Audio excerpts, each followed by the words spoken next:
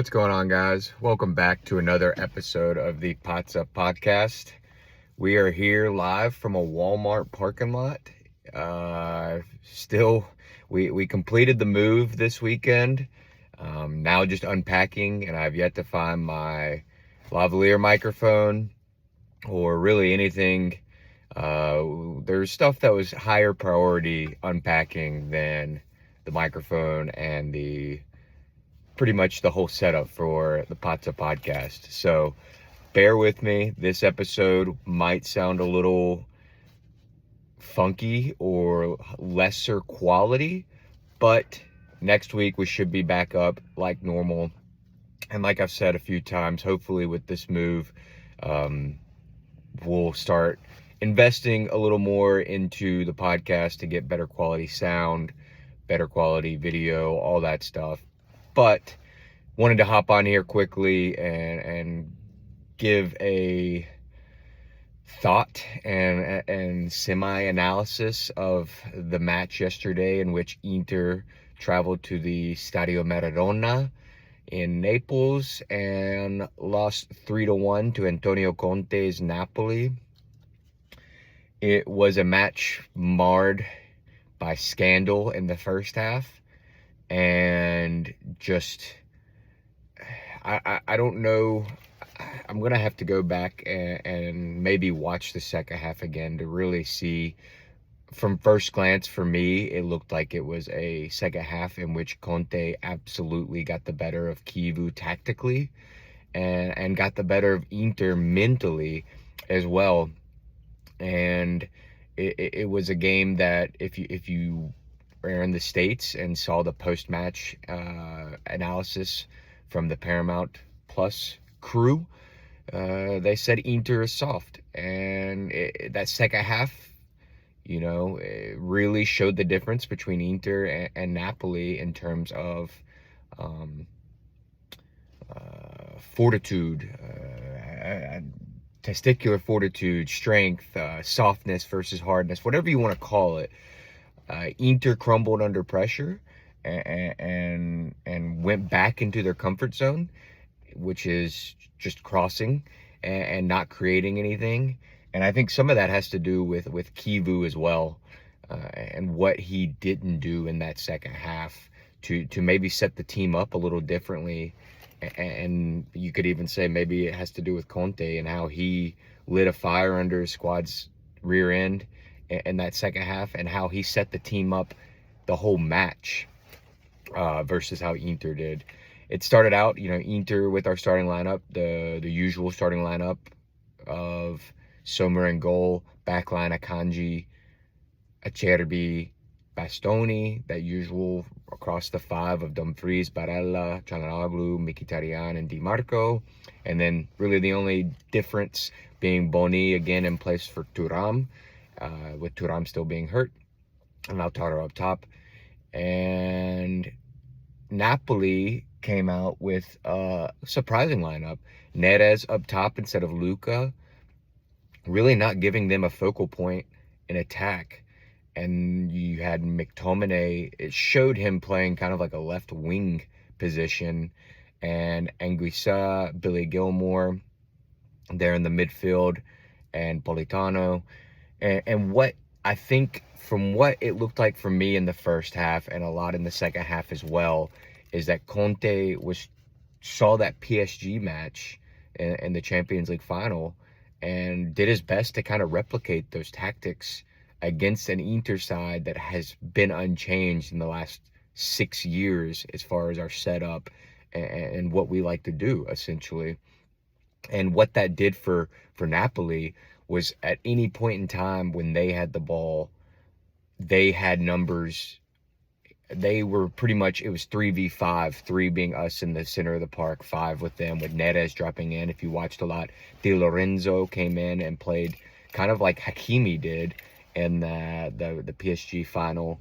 He would drop into midfield as well. Neres would drop in kind of like Ousmane Dembele did in the final. And when we had the ball in possession, what that did was that cluttered the center of the park, and it cluttered the area on the outsides that Dumfries and DiMarco like to attack in.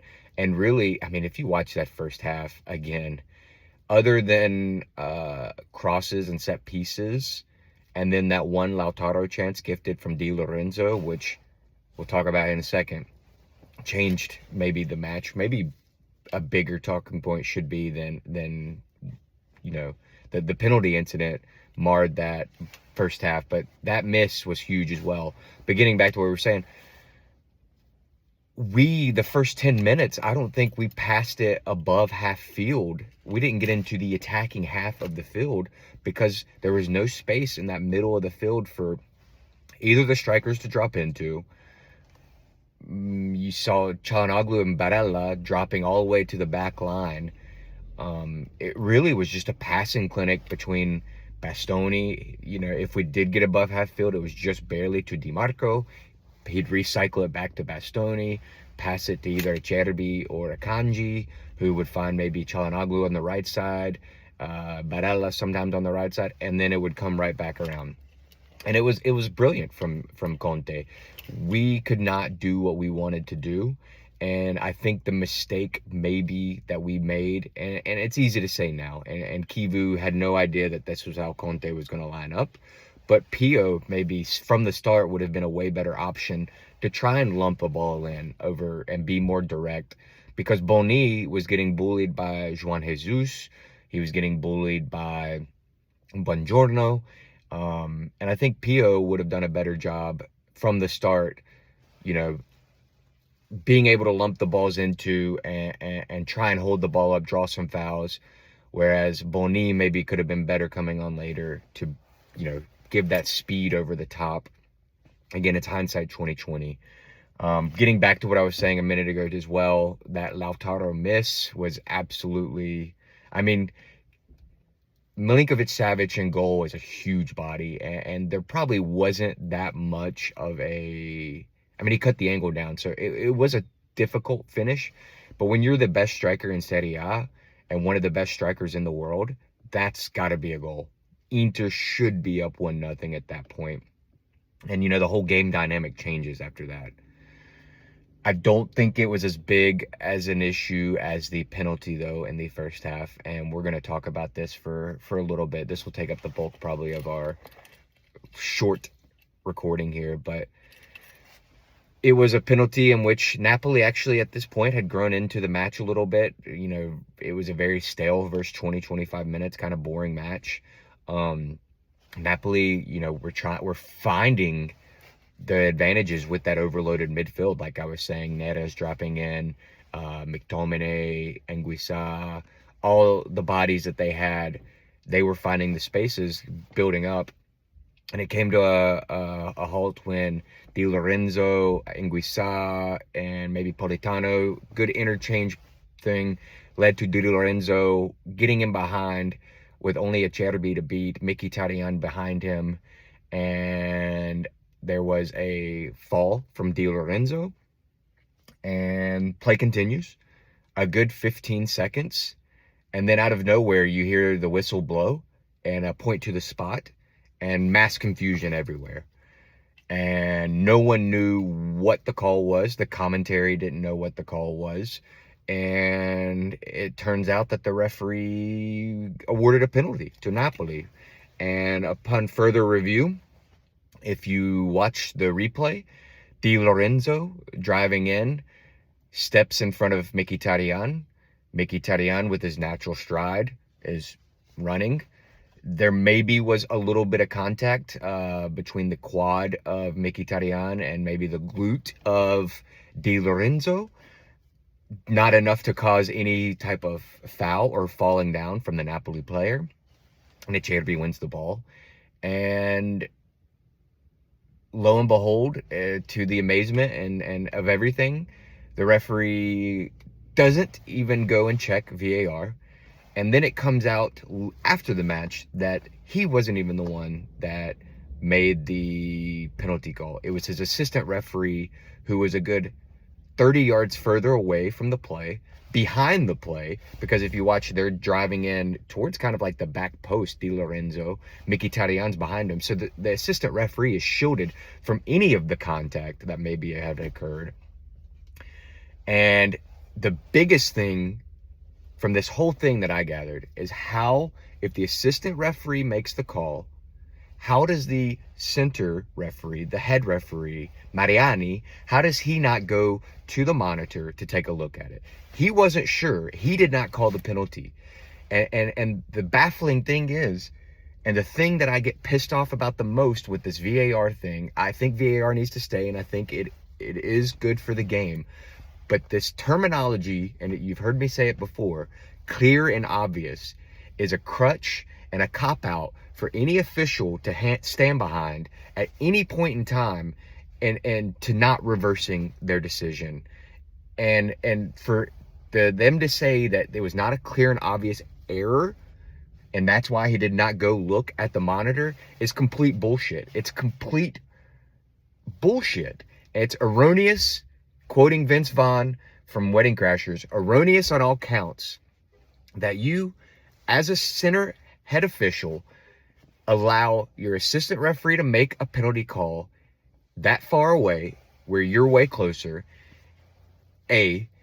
B, not to go double check the monitor when you weren't sure yourself, and to say because it wasn't clear and obvious error, that's why you didn't go check the monitor. Again, that's a crutch. Is it a penalty or is it not? That is the only thing that matters. When you bring in this clear and obvious error, that's the only reason we're going to go check the monitor. You introduce gray areas. The only thing that should matter is it a penalty or not? Is it a handball or not?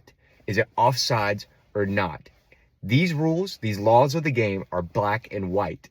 When you say, oh, we can't go to the monitor if it's not clear and obvious, you're introducing gray area, and I don't like that at all. And I've never liked that.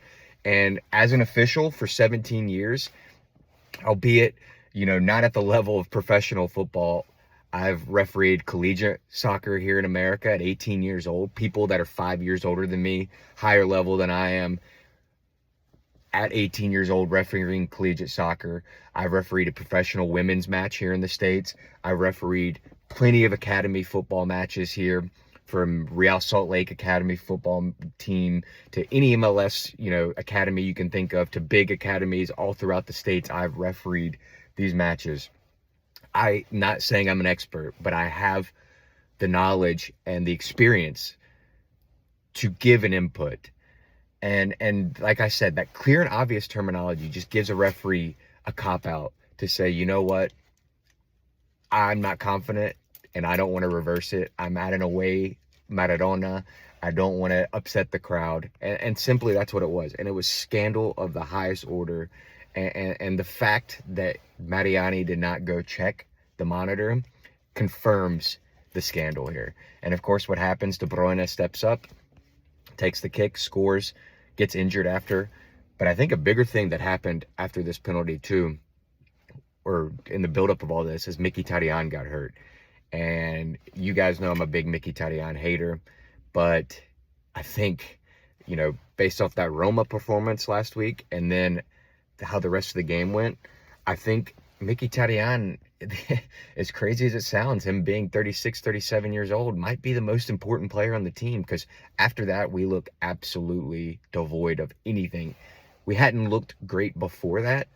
Afterwards, we didn't look any better, that's for sure.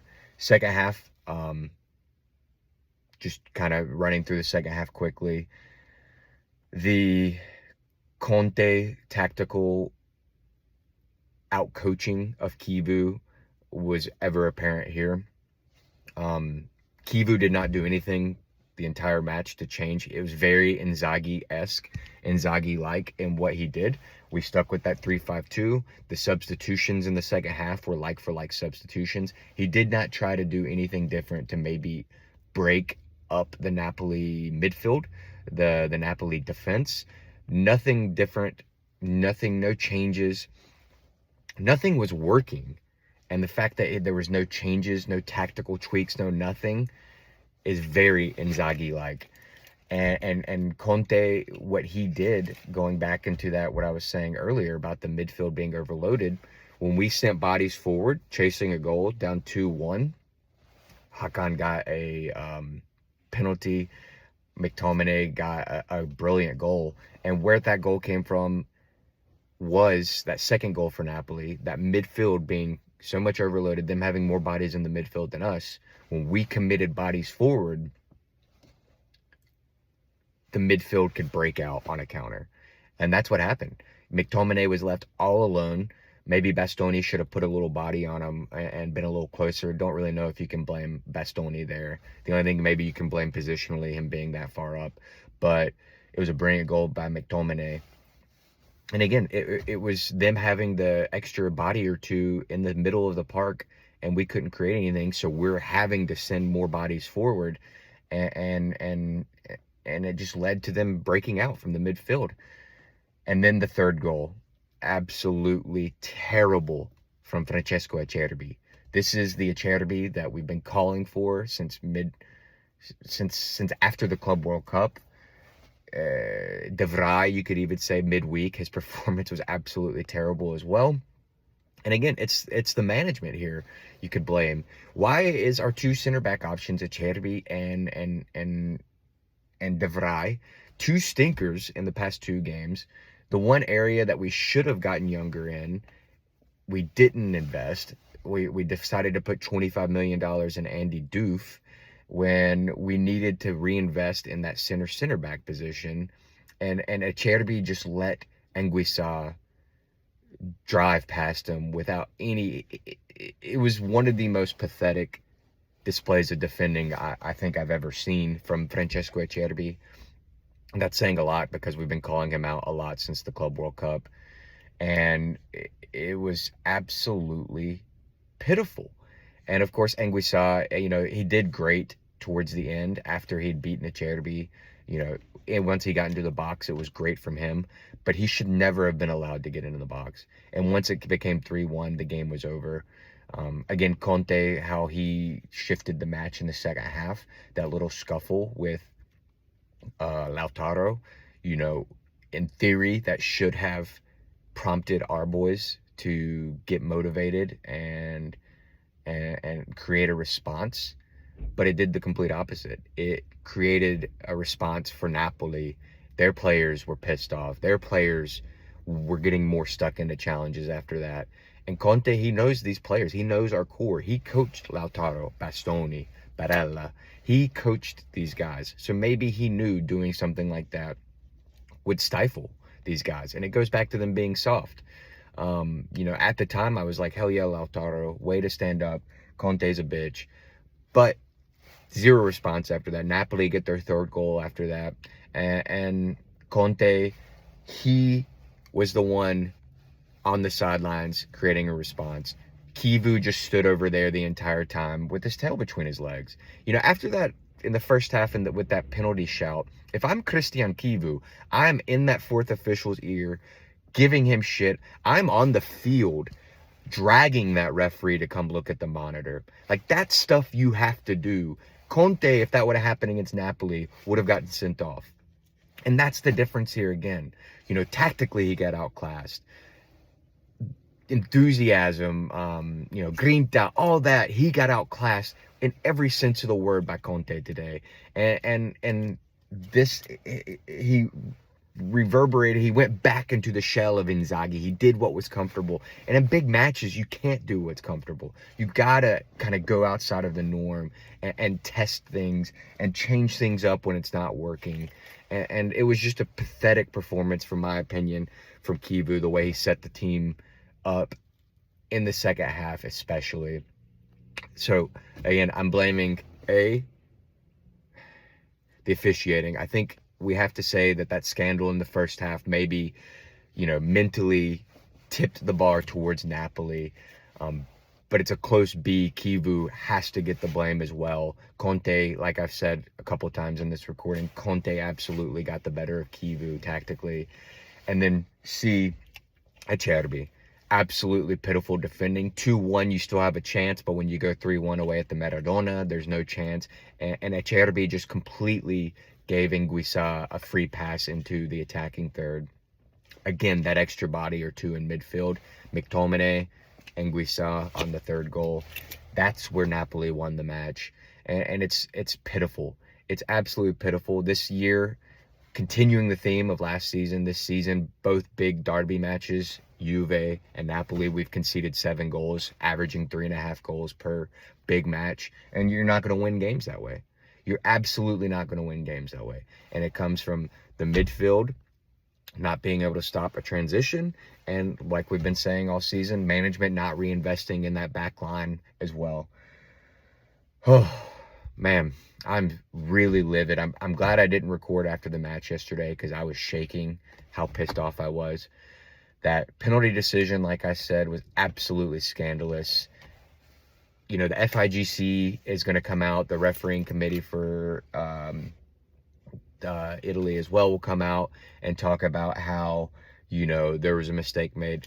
What good does that do? A slap on the back, a sorry, that does nothing for us now.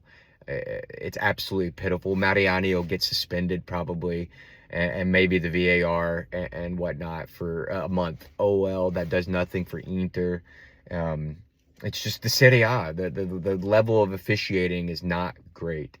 And then Kivu, he's got to really look himself in the mirror and figure out how to get these guys to not be so soft, and he's got to look himself in the mirror as well, and how to tactically change things up and not pull an Inzaghi and just stay. And you know, we've talked about Kivu since the Club World Cup and the first few months of the season, how he's not afraid to change things up, try different things during matches. And I don't know why this match he didn't, but it was very infuriating. Other than that, guys, I think we got a midweek match maybe, and then we got Fiorentina next. I think actually the next match is Fiorentina at home. Should be the Cordova's first match coming back to the San Siro. We have to win this match. Fiorentina is not looking great. We've got to essentially step on the throat and fire Pioli. And we've got to get back to winning ways. Other than that, guys, I appreciate all the support. Thank you for bearing with me with the sound issues probably today and being recording in a Walmart parking lot. We're going to get back up and better than ever starting next week. Appreciate all the support. Please remember to like, subscribe, comment, all of that stuff. And as always, Forza Inter.